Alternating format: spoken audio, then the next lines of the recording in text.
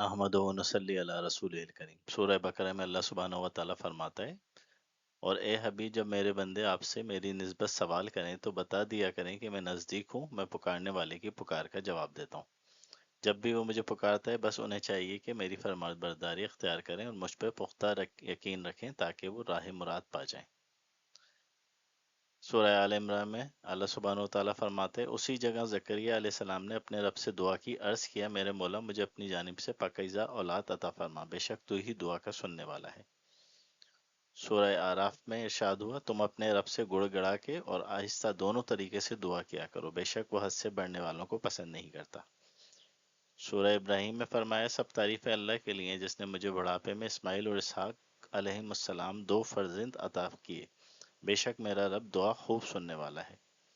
اے میرے رب مجھے اور میری اولاد کو نماز قائم رکھنے والا بنا دے، اے ہمارے رب اور تو میری دعا قبول فرما لے، اللہم آمین۔ یہ حضرت ابراہیم علیہ السلام کی دعا ہے۔ سورہ نمل میں فرمایا، بلکہ وہ کون ہے جو بے قرار شخص کی دعا قبول فرماتا ہے جب وہ اسے پکارے اور تکلیف دور فرماتا ہے اور تمہیں زمین میں وارث و جانشین بناتا ہے۔ سورہ غافر میں فرمایا، اور تمہارے رب نے فرمایا ہے تم لوگ مجھ سے دعا کیا کرو میں ضرور قبول کروں گا، بے شک جو لوگ میری بندگی سے سرکشی کرتے ہیں وہ عنقریب دوزخ میں داخل ہوں گے ذلیل ہو کر۔